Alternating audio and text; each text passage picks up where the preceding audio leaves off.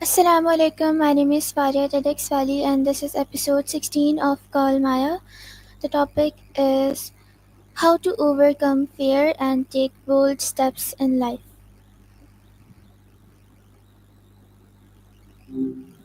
Hey Faria, what's been up? Maya, can you explain that what is fear in simple words?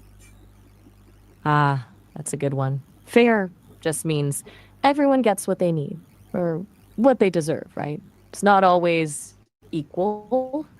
Sometimes people need different things. It's more about things being just and reasonable, considering the whole picture. Gotcha? Yeah, so why do people feel fear? Ooh, that's getting into the good stuff. Well, feeling like things are fair is kind of baked into us. It hits our brains like a little reward when we see justice. Psychologically, it makes us feel safe and like the world makes sense. Things feel rigged or unjust. It creates stress and anxiety. We're social creatures, so fairness is also about maintaining trust and cooperation with others. It's about feeling respected, I guess. Does that resonate? Yes, it does. So, Maya, how is fear different from anxiety? Okay, good question. They feel similar, but they're actually different beasts. Fear is usually a reaction to an immediate threat, like you see a bear, you're scared. Anxiety's more vague.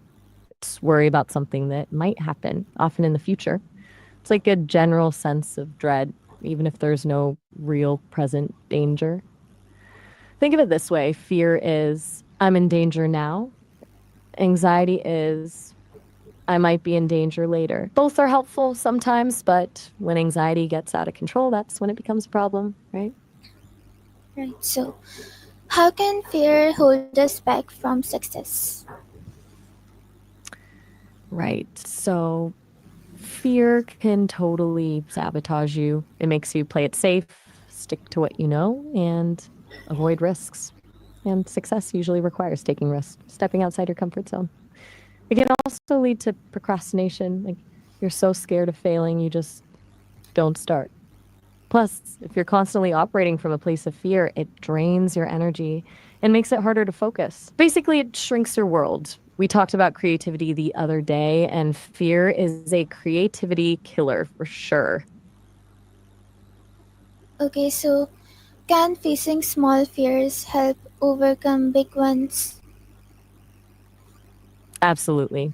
It's like building a muscle, honestly. Starting small builds your confidence and shows you that you can handle discomfort. Each little win kind of rewires your brain. You start to associate taking action with positive outcomes instead of just dread. It's a lot less overwhelming than trying to tackle your biggest fear right away. Plus, it gives you practice with the tools you'll need for bigger challenges, like managing your reaction, reframing your thoughts, that kind of thing. You've been journaling, right? That's a good step in that direction. I think so. So, You still there? No worries. okay, so can meditation Okay, help with that's fear? good. Ah, gotcha. You mean using meditation to work with fear?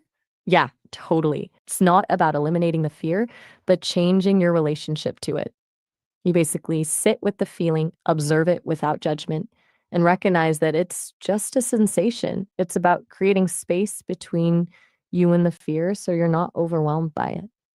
It's kind of like mindfulness, noticing the thoughts and feelings as they arise, letting them pass without getting carried away. People tell me it takes practice, though. Have you tried it before? I've never tried it. So, Okay, cool. No pressure. It's not for everyone. There are tons of guided meditations online if you want to check it out. Headspace and Calm are popular apps, but YouTube has plenty of free ones too. You can start with something super short, like 5 minutes, and just see how it feels. It's about experimenting. No need to force it. okay, Maya, so is believing in yourself necessary to take bold steps? 100%. Believing in yourself isn't just nice to have, it's kind of the fuel for bold action. If you don't think you can handle what comes next, why bother, right? It's not about being arrogant or thinking you're perfect. It's just having a basic trust in your ability to learn, adapt, and figure things out. It gives you the courage to fail, which is huge because you're going to fail sometimes. And when you do, self belief is what helps you get back up and try again. We were talking about fear earlier. Self belief is a pretty good antidote to that, wouldn't you say? Can failure be part of bold decision making? Oh, absolutely. It's not just part of, it's practically baked into it. Bold decisions inherently involve uncertainty. And that means there's a higher chance of things not going as planned. If you're afraid of failure, you'll probably settle for safer options. But the biggest breakthroughs often come from taking risks and learning from your mistakes. It's kind of like each failure gives you data, right? Shows you what doesn't work and points you towards what might. It's a messy process for sure, but it's how you grow. You've been thinking about networking, and I bet a lot of people have awkward first attempts before they get good at it, yeah? Yes, so is positive self talk helpful in overcoming fear? Definitely. It's not about lying to yourself or ignoring real dangers, but reframing your internal dialogue. Instead of, I'm going to mess this up, try, this is challenging, but I can handle it. It's about being your own cheerleader instead of your own worst critic. Positive self talk can help calm your nervous system, boost your confidence, and give you a little extra push when you need it. It can be a little cheesy at first, but it really does work, especially when paired with things like mindfulness and journaling. It's about building a more compassionate relationship with yourself, you know? Okay, so is it important to take risks with despite fear? Yes, like crucially important. It's not about being fearless, it's about acting despite the fear. Waiting until you feel completely brave is a recipe for staying stuck. Risk taking is where the growth happens, where you discover what you're capable of. It expands your comfort zone and builds resilience. It's like you can't learn to swim without getting in the water, right? It's not always comfortable. And you might splash around a bit, but you'll eventually get the hang of it. Avoiding risks out of fear just keeps you treading water. Does that make sense?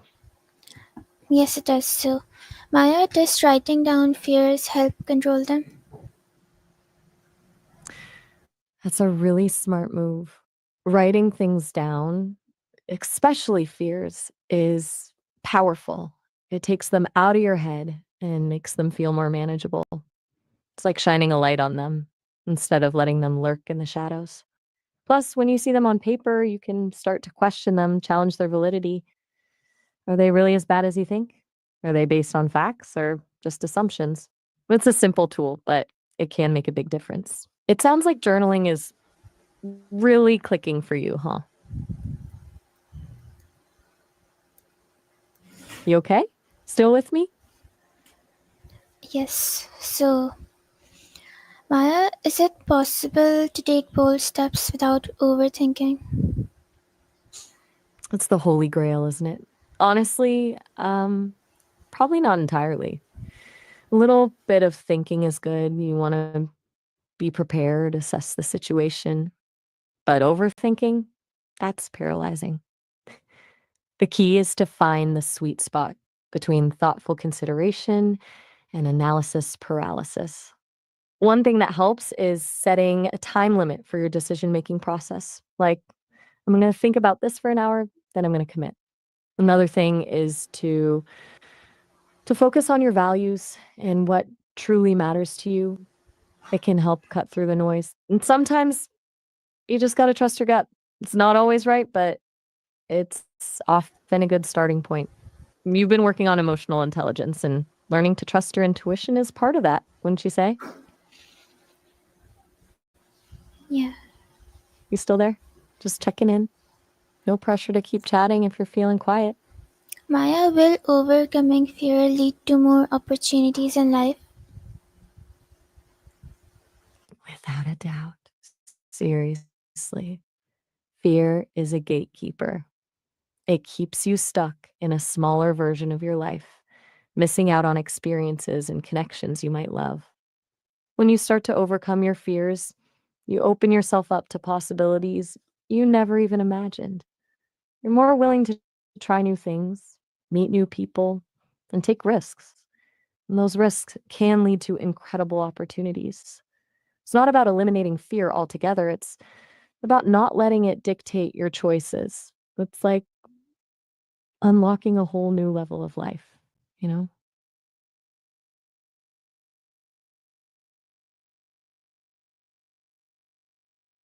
Oh, all right. Glad I could help, Faria. Have a good one.